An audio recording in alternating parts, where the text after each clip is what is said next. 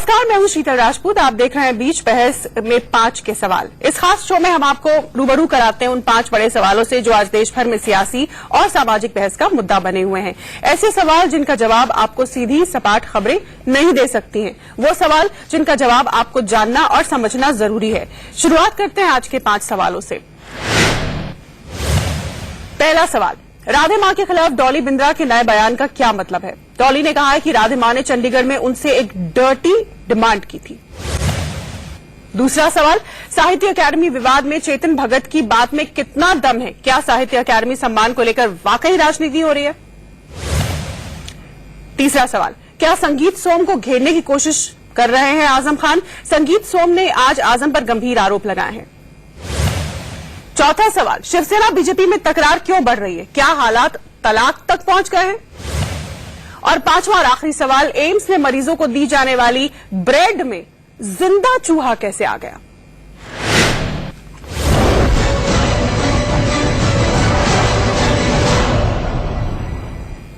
तो शुरुआत करते हैं पहले सवाल से। पहला सवाल विवादों से घिरी राधे मां उर्फ सुखविंदर कौर को लेकर। राधे मां की पूर्व भक्त डॉली बिंद्रा ने राधे मां पर एक और सनसनीखेज आरोप लगाया है। डॉली ने चंडीगढ़ पुलिस को शिकायत की है कि पिछले साल जब वो राधे मां की चौकी में शामिल होने वहां गई तो राधे मां ने उनके सामने एक बेहद शर्मनाक प्रस्ताव रखा। राधे मां उर्फ सुखविंदर कौर पर डॉली बिंद्रा का नया आरोप क्या है?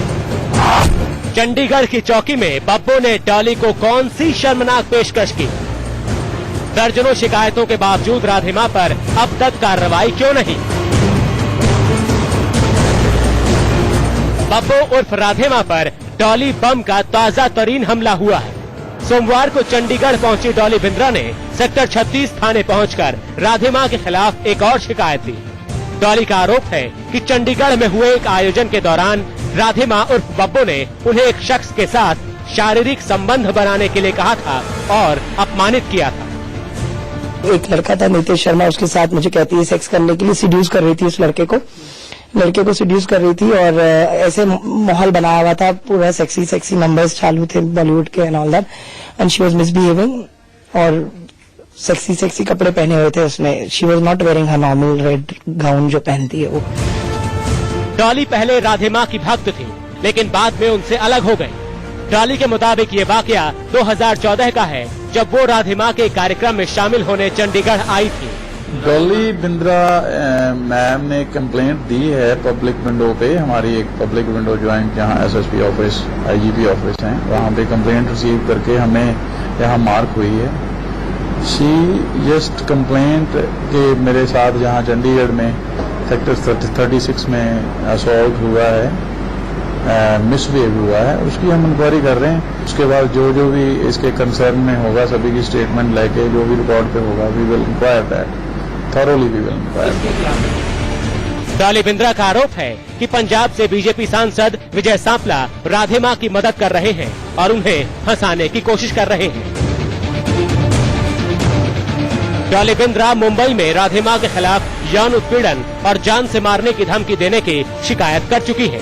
डॉली के अलावा कई और लोग भी राधे मां के खिलाफ दहेज उत्पीड़न से लेकर धमकाने और यौन शोषण जैसे गंभीर शिकायतें कर चुके हैं, लेकिन राधे मां उर्फ सुखविंदर कौर अभी तक कानून की गिरफ्त से बाहर है। नवीन सेठी, चंडीगढ़, इंडिया न्यूज। चलिए बढ़ते दूसरे सवाल की ओर। लेखकों के साहित्य अकादमी पुरस्कार लौटाने पर केंद्र सरकार की ओर से बड़ा बयान आया है। केंद्रीय संस्कृति मंत्री ने ऐसा करने वाले साहित्यकारों की मंशा पर ही सवाल खड़े कर दिए। वहीं अंग्रेजी उपन्यासकार चेतन भगत ने भी साहित्यकारों के इस कदम को राजनीति करार दिया है। क्या साहित्य अकादमी में सम्मान को लेकर राजनीति हो रही है? साहित्य अकादमी विवाद में चेतन भगत की बात में कितना दम? सम्मान लौटाने वाले साहित्यकारों के मंशा पर सवाल क्यों? साहित्यकारों का साहित्य अकादमी सम्मान लौटाने का सिलसिला केंद्र सरकार को खटक गया। केंद्रीय संस्कृति मंत्री महेश शर्मा ने ऐसा करने वाले साहित्यकारों की नीयत पर सवाल उठाए हैं। वो जिस काम में लगे हुए, राष्ट्र के जिस काम में लगे हुए, संस्कृति सभ्यता को संरक्षण करने के जिस काम में लगे हुए हैं, उसको आगे बढ़ाने के काम में लगे हैं, उसमें लगे, अपनी आवाज उठाएं। लेकिन आवाज उठाने का तरीका अगर इसकी गहराई में जाया जाएगा तो हो सकता है कुछ नई चीजें निकले। केंद्रीय मंत्री के इस बयान से विवाद और भड़क गया है। संस्कृति मंत्री जी का असंस्कृत उनका बयान है, अनकल्चर्ड बयान है, जिसकी हम निंदा करते हैं। साहित्यकार हैं, इनको इस प्रकार के बयान से अपमानित करने का अधिकार महेश शर्मा जी आपको नहीं है। उधर महेश शर्मा से पहले अंग्रेजी के जाने माने उपन्यासकार चेतन भगत ने भी कुछ ऐसे ही सवाल उठाए। चेतन भगत ने ट्विटर पर लिखा, किसी तरह के प्रतीकवाद पर मुझे संदेह होता है। अगर सच में कोई मुद्दा है तो आप उस पर लिख सकते हैं, लेकिन इसमें राजनीति का घालमेल मुझे हास्यास्पद लगता है। क्या आप मुझसे भी उम्मीद रखते हैं कि मैं साहित्य अकादमी पुरस्कार लौटा दूं? इंतजार कीजिए, अभी ये मुझे मिला ही नहीं है। हालांकि साहित्यकारों के सम्मान लौटाने का सिलसिला लगातार जारी है। हमारे देश में जो विद्वान हैं, लेखक हैं, चिंतक हैं, उन पर हमले हो रहे हैं, उनमें से कई की हत्या कर दी गई है।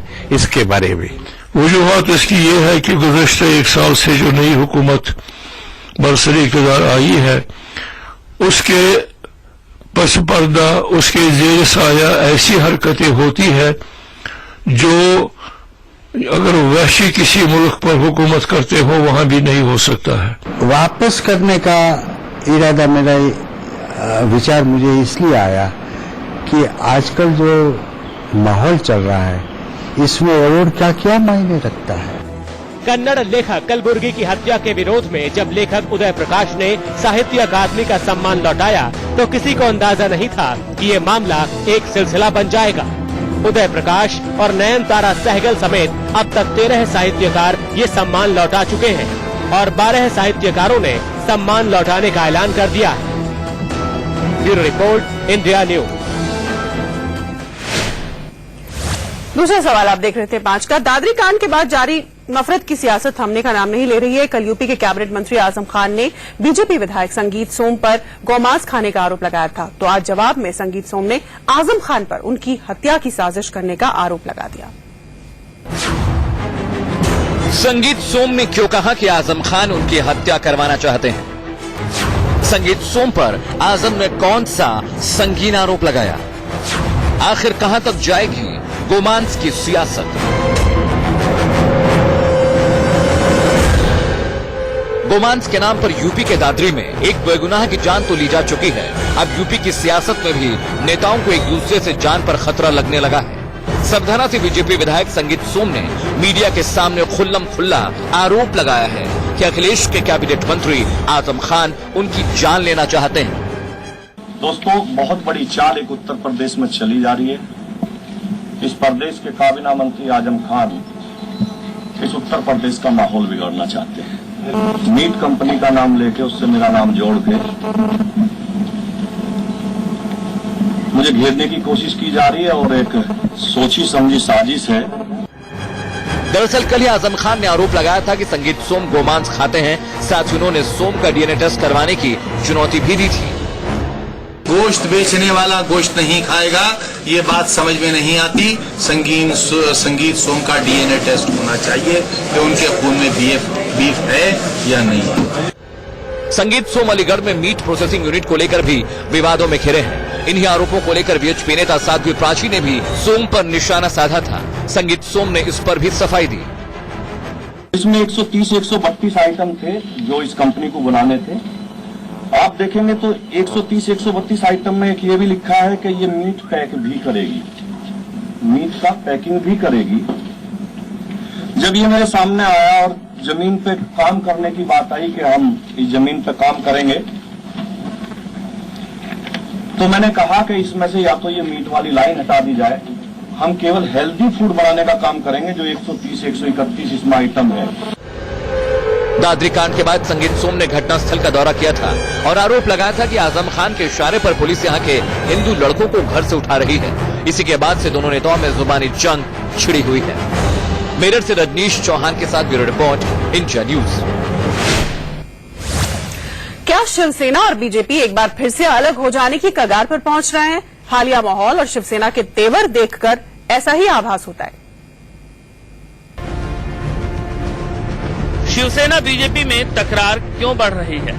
सरकार में सहयोगी बीजेपी को बार बार निशाना क्यों बनाती है शिवसेना? क्या शिवसेना महाराष्ट्र सरकार से अलग होने की तैयारी में है? शिवसेना के कड़े विरोध के बाद भी कसूरी की किताब लॉन्च हुई तो शिवसेना के तेवर और भी तल्ख हो गए। कसूरी को मुंबई में फडणवीस सरकार ने सुरक्षा दी तो उद्धव नाराज हो गए। सूत्रों की माने तो वो सरकार से अलग होने का मन बना रहे हैं। महत्वपूर्ण निर्णय है। ये निर्णय पार्टी के प्रमुख, पक्ष प्रमुख उद्धव जी कर सकेंगे और अभी तक मेरी और उद्धव जी की बात इस विषय पर नहीं हो सकी है। इनका अंतर्कलह एक बहुत बुरी तरह से बढ़ गया है। दोनों के बीच असहमति हर मुद्दे पे है। शिवसेना ने अपने मुखपत्र सामना में भी सीएम देवेंद्र फडणवीस पर निशाना साधा है। कसूरी कुलकर्णी के लिए आप राष्ट्रभक्तों पर डंडे चलाते हैं। फडणवीस को सावधान रहना चाहिए और पाकिस्तानी एजेंटों का बंदोबस्त करना चाहिए, वरना इस तरह के राष्ट्रहित के काम के लिए शिवसेना तो प्रतिबद्ध है ही। बीजेपी शिवसेना के बीच खटपट का असर महानगरपालिका चुनाव में भी देखने को मिल रहा है। मुंबई से सटे कल्याण डोंबिवली महानगरपालिका के चुनाव में बीजेपी शिवसेना का गठबंधन टूट गया है। शिवसेना अकेले 122 सीटों पर अपने उम्मीदवार उतारेगी। 1 नवंबर को यहां चुनाव होना है। राजेश कुमार के साथ अभिषेक शर्मा, मुंबई, इंडिया न्यूज। बीच बहस में 5 के सवाल आप देख रहे हैं। एक छोटे से ब्रेक, 5 के सवाल आप देख रहे हैं। ब्रेक के बाद आपका स्वागत है।